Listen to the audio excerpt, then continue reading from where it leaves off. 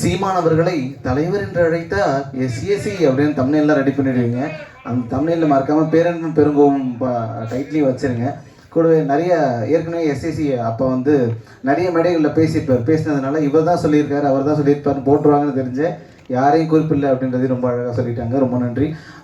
மேடைக்கு வருகை தந்திருக்கக்கூடிய இயக்குனர், நடிகர், பாடலாசிரியர் ஆர்வி உதயகுமார் அவர்களுக்கு தற்போது மரியாதை செய்யப்படுகிறது. மதுரை தமிழ் சினிமாவில் தொடர்ந்து மதுரை குரல்கள் ஒழிச்சுக்கிட்டு இருக்கும்போது ருகோபாய் கோயம்புத்தூருக்கு பாருங்க அப்படின்னு காட்டின இயக்குநர்கள் இவரும் முக்கியமான ஒருத்தர். வருகைக்கு நன்றின்னு. அடுத்ததாக பேச அழைக்கிறது ஒரு ஆசான தமிழ் சினிமாவுடைய ருகோபாய் அப்படின்னு எனக்கே சொல்லிட்டாரு. இப்போ அண்ணன் ஆர்வி உதயகுமார் அவர்கள் பேச வந்திருக்காங்க.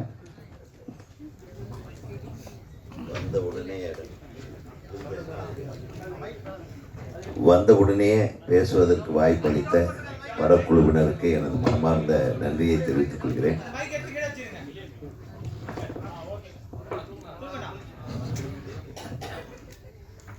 தங்கர் பச்சான் அவர் பற்றி என்ன சொல்றது, என்ன தம்பி சொல்ல, எதை சொல்ல? என் திரைப்பட கல்லூரி வாழ்க்கையை ஆரம்பிக்கும் போதிருந்தே என் கூட வாலாட்டி கொண்டிருந்தவர் அவர், என் வாளாக இருந்தவர். அப்புறம் எனக்கு எதிராக வாள் எடுத்தவர். ஒரு மிகச்சிறந்த படைப்பாளி. நான் ஒரு கதை சொன்னேன், கதையா என்ன நீ அப்படின்பா. என்கிட்ட ஒளிப்பதிவு உதவியாளராக எனது படங்களில் பணியாற்றியவர். அது மட்டுமல்ல, திரைப்பட கல்லூரியில் படிக்கும்போதே எங்கள் யூனிட்டில் அற்புதமான ஒரு கலைஞர், ஒரு வித்தியாசமான சிந்தனையாளர்.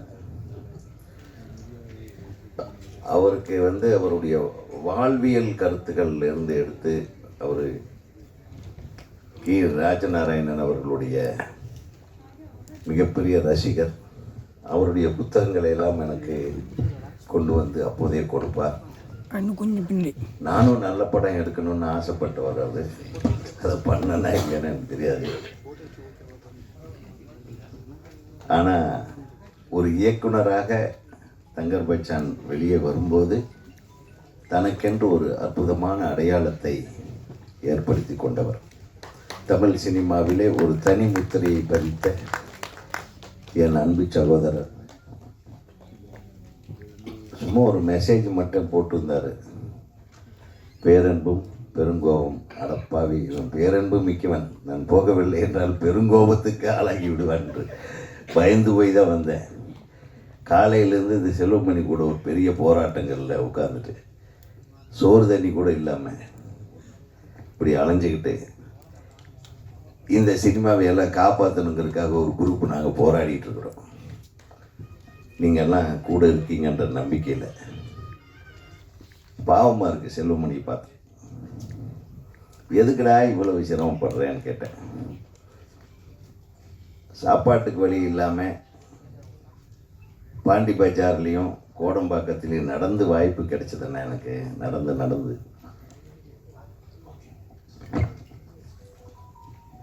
நடந்து போனால் ஒரு டீ சாப்பிட்லாமேன்றதுக்காக பஸ்ஸில் போகாமல் நடந்து போய் டீ சாப்பிட்டு வந்தேன். எனக்கு இந்த திரையுலகம் ஒரு மிகப்பெரிய அடையாளத்தை எனக்கு கொடுத்தது. அந்த திரையுலகத்துக்கு நாம் ஏதாச்சும் செய்யணுன்றதுக்காக தானே இன்றைக்கி வரலும் போராடுறேன்.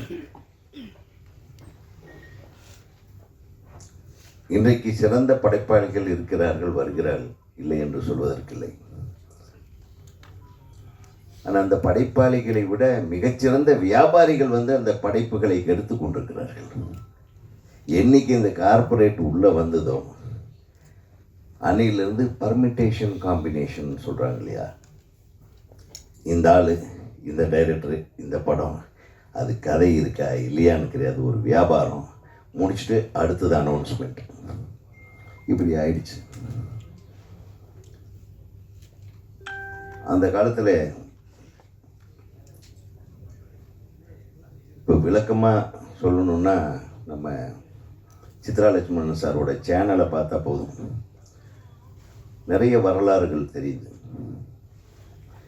ஏவி மேயப்ப செட்டியார் அவர்களை எடுத்துக்கொண்டால் வந்து ஒரு படமே பார்த்துட்டு படம் சரியில்லைன்னா திருப்பி ரீஷூட் பண்ணி இதை இன்னும் அழகான படமாக கொண்டு வரணும் அப்படின்னு உட்கார்ந்து எல்லாம் பிளான் பண்ணி திரும்பியும் அழகாக ஒரு படைப்பு மிகச்சிறப்பான படைப்பாக வேண்டும், அது மக்களிடத்திலே சென்று அடைய வேண்டும் என்று போராடிய தயாரிப்பாளர்கள் இருந்திருக்கிறார்கள்.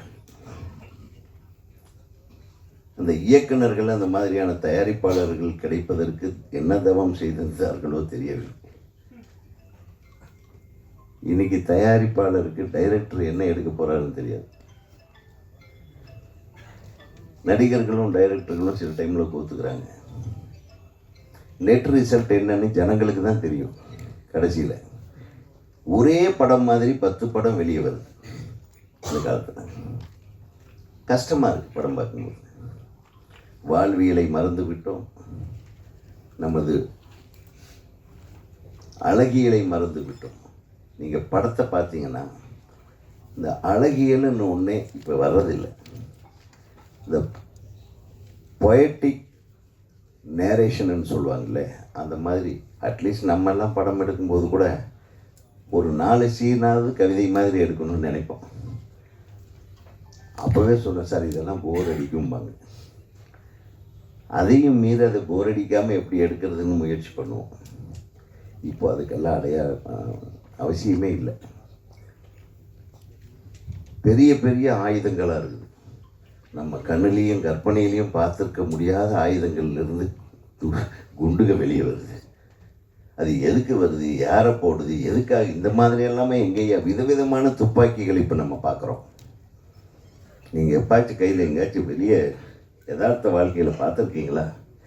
இந்த மாதிரி யதார்த்தம் இல்லாத துப்பாக்கிகளுக்கும் பீரங்கிகளையும் கையில் எடுத்துகிட்டு போராடுற ஹீரோக்களாக ரஜினியும் கமலும் மாறிவிட்டார்கள் என்பதுதான் கொடுமை. எப்படி சினிமா நல்லா இருக்கும் சொல்லுங்க? தரமான படங்களிலே நடித்து பெயர் வாங்கி தரமான இயக்குநர்களோடு கைகோர்த்து தரமான தயாரிப்பாளர்களுடைய கை சேர்த்து மிகப்பெரிய வெற்றி படங்களை தன்னை அடையாளப்படுத்தி கொண்ட ஹீரோக்கள் எல்லாம் இன்னைக்கு என்ன மாதிரி படத்தில் நடிக்கிறாங்க? கை தட்டுங்க, இதுக்கு தான் கை தட்டணும்.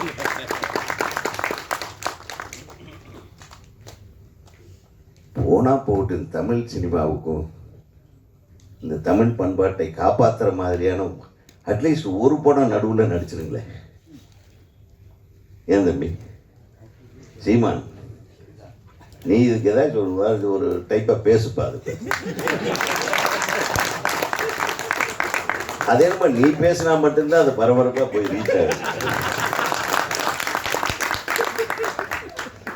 இப்போ நம்ம பேசுனா உதயகுமார் வந்து இப்போ படம் இல்லை அதனால இப்படி பேசுகிறாருன்றாங்க. படம் இல்லைன்றதுக்காக இல்லை, நான் அந்த மாதிரி படங்கள் செய்வதில்லை என்று முடிவெடுத்திருக்கிறேன்.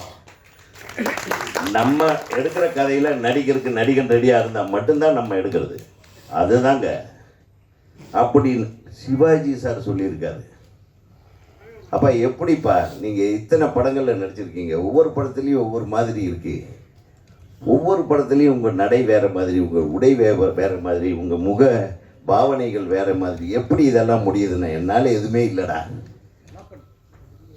ஒருத்தன் நல்ல கதையை வந்து சொன்னான்னா அதுக்கு நான் வந்து அடிமையாகிடுவேன். அந்த கதாபாத்திரத்துக்குள்ளே நான் பூந்துடுவேன். இப்போ இருக்கிற நடிகர்கள் என்ன பண்ணுறாங்க, ஒரு படம் அந்த சொன்னனே நம்ம கண்ணிலேயே பார்த்துருக்காத பீரங்கி மாதிரி கையில் எடுத்துகிட்டு சுடுறாங்க இல்லையா, அதை சுட்டு அதை ஜெயிச்சிருச்சுன்னா அதே மாதிரி பீரங்கி தூக்கிட்டு அதே மாதிரி கதைகளை பண்ண சொல்கிறாங்க. சிவாஜி சொன்னார், நான் 150 படங்கள் நடித்திருந்தாலும் என்னுடைய ஒரு படத்தில் எடுத்த க்ளோஸ்அப் இன்னொரு படத்தில் யூஸ் பண்ண முடியாது. இன்றைக்கு இருக்கிற நிறைய ஹீரோக்களுடைய முகத்தை, இந்த முகத்தை எடுத்து எந்த படத்தில் வேணாலும் ஒட்டிக்கலாம். ஒரு வித்தியாசம், படத்துக்கு படம் எப்படி வித்தியாசம் வரும்? படத்துக்கு படம் ஒரு நல்ல டைரக்டர்களை மாற்றி அந்த டைரக்டர் என்ன சொல்கிறானோன்னு கேட்டு நீங்கள் நடிச்சிங்கன்னா அந்த இயக்குனரோடைய படைப்பு திறனிலிருந்து வெளிவருகின்ற கதாபாத்திரம் வேறு மாதிரி இருக்கும். அந்த மாதிரி கதாபாத்திரங்கள் வரும்போது அந்த திரைப்படம் அந்த நடிகருக்கும் சரி, தயாரிப்பாளருக்கும் சரி, ஒரு வித்தியாசமான படமாக அமையும். வித்தியாசத்துக்கே போக விரும்பலை. பர்மிட்டேஷன் காம்பினேஷன் A+B நமக்கு 250 கோடி வருதா? அதான் அந்த படம் நாஸ்தியான படமாக இருந்தாலும் சரி, ஜனங்க பார்க்க முடியாத படமாக இருந்தாலும் சரி, எடுத்து துவைப்போம். இதுதான் கார்ப்பரேட் கொள்கை. அந்த கார்ப்பரேட்டு கைக்கு என்னைக்கு சினிமா போச்சோ அதோட அழகியல், வாழ்வியல், ஒரு சமுதாய கண்ணோட்டம் இது எல்லாமே போயிடுச்சு. இதுதான் உண்மை. அப்புறம் முதல்ல எல்லாம் நடிகர்கள் ஒருத்தர் நடித்தாருன்னா அந்த நடிகர் என்ன நடிக்கிறாருன்னு அடுத்த நடிகர் பக்கத்தில் உட்காந்து பார்த்துட்டே இருப்பாங்க. ஒரு நடிகையும் பார்த்துட்டு இருப்பாங்க, அவர் என்ன நடிக்கிறார் அந்த ஷாட்லன்னு. இப்போ இருக்கிற ஹீரோயினுக்கெல்லாம் இவர் என்ன நடித்தார் போனது ஷாட்லன்னு தெரியாது. இவங்க என்ன நடிக்கிறாங்களோ அதை மட்டும் நடிச்சுட்டு வந்துடுவாங்க. ஒரு கனெக்டிவிட்டியே இல்லாத ஒரு சினிமா உலகம் இப்போது இயங்கி கொண்டிருக்கிறது. இயக்குனருக்கும் நடிகருக்குமே சில டைமில் கனெக்டிவிட்டி இருக்காது. அந்த நடிகருக்கும் மற்ற கதாபாத்திரங்கள் நடிக்கக்கூடியவர்களுக்கும் கனெக்டிவிட்டி இருக்காது. எல்லாத்துக்கும் ஒவ்வொரு கேரவன், எல்லாத்துக்கும் ஒவ்வொரு அறை. திடீர்னு நின்று நீங்கள் என்ன கேரக்டர்? அப்பாவா? என்னையா கொடுமை இது. நான் ஒரு படத்தில் சிவாஜி சாரை நடிக்க வச்சேன். சத்யராஜ் மற்றவங்கெல்லாம் நடிச்சிட்டு இருந்தாங்க. அப்பா நீங்கள் ரெஸ்ட் எடுங்க. எதுதான் இந்த கவுண்டர் ஏதாச்சும் நடிச்சுட்டு போயிடும், அவனுக்கு கவுண்டர் நான் கொடுக்க வேண்டாம்ப்பா. என்ன ஒரு இது பாருங்க, அந்த சினிமா எங்கே போச்சு? இன்றைக்கி திரையுலகம் நன்றாக இருக்கிறதுன்னு சொன்னால் அது நாமளே ஏமாற்றிக்கிறது. நன்றாகவே இல்லை, அதுதான் உண்மை. நன்றாக இருக்க வேண்டும் என்றால் சிறந்த படைப்பாளிகளிடம் படங்களை ஒப்படைத்து விட்டு அவர்கள் சொல்லுவதை கேட்டு நடிக்க வேண்டும். அப்போதான் சிறந்த படைப்புகள் வரும். இது உண்மையை சொல்கிறேன். நீங்கள் ஒரு சிறந்த படத்தை எடுத்து விட்டால் அது வியாபாரம் பண்ண வேண்டிய அவசியமே இல்லை, தானாகவே வியாபாரத்துக்கு வந்துடும். அந்த மாதிரி பேரன்பும் பெருங்கோபமும் நிச்சயமாக தானாக வியாபாரத்துக்கு வரும் படமாக இது அமைய வேண்டும் என்று நான் உன்னை வாழ்த்துகிறேன். இங்கே தம்பி நம்ம ஹீரோ இங்கே அப்படியே தங்கப்பச்சானுடைய ஸ்டைலு. இந்த கதையை நீயே சூஸ் பண்ணேன்னு சொன்னார் உங்கள் அப்பா. அப்படியா? உங்கள் அப்பா இதில் தலையிடவே இல்லைன்னு சொன்னார். இதெல்லாம் உண்மைதானா அப்படின்னு ஜெயிச்சிட்டாரு. ஏன்னா தலையிட்டான்னு வைங்க, ரொம்ப கன்ஃபியூஸ் ஆகிடும். ஷூட்டிங் நான் பண்ணிகிட்ருப்பேன். ஆச்சே எதுக்கு இங்கே ஷார்ட் வச்சுட்ருக்கேன்? நான் அப்படி திரும்பி பார்ப்பேன், இது என் படம்டா. அடா அந்த படம் இது ஷார்ட் ஆகுது அப்படிமா.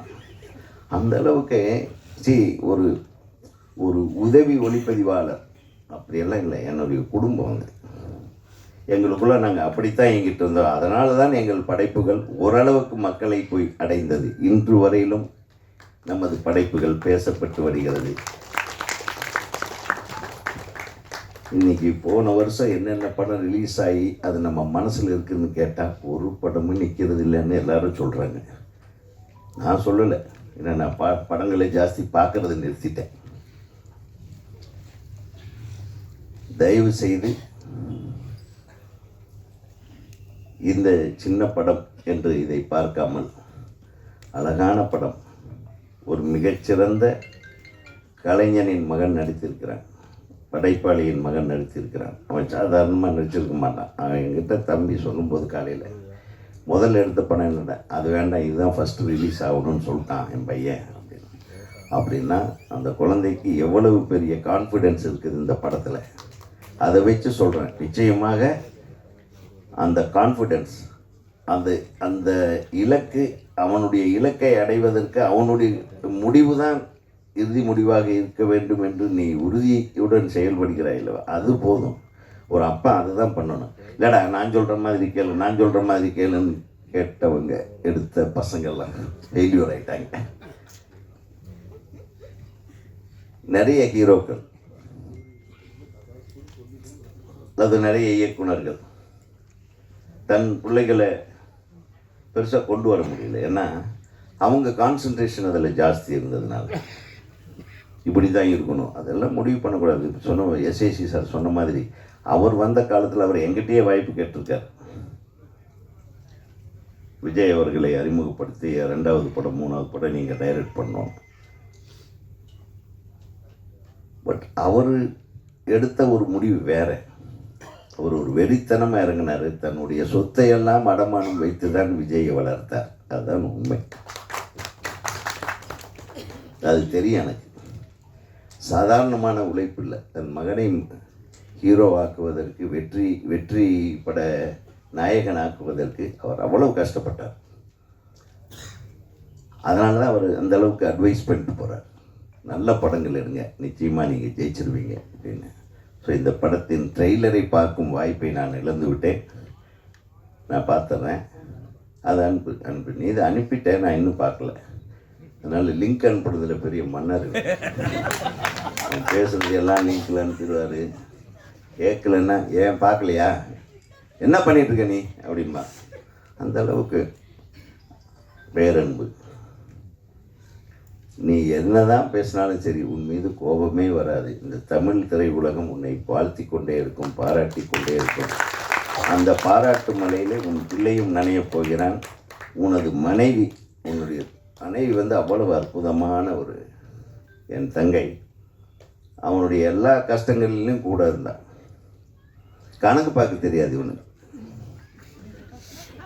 என்ன அதெல்லாம் எனக்கு தெரியாது. கேமரா வச்சு நின்றுப்பான். அப்படிதான் பின்னாடி அண்ணன் இவ்வளவு செலவாகுதுன்னு இந்த ஆளுக்கு சொல்லு, ஒன்றும் டென்ஷன்லேயே சுற்றிட்டு இருக்காது. ஸோ கணக்கு பார்க்குற என்னுடைய தங்கை கூட இருக்கிற வரையிலும் உன்னுடைய கணக்கு கரெக்டாக இருக்கும். கரெக்டாக.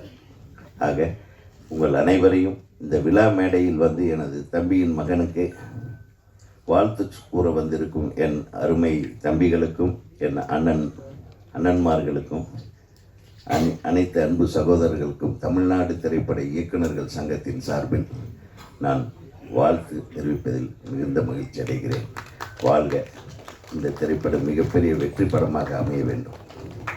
நன்றி.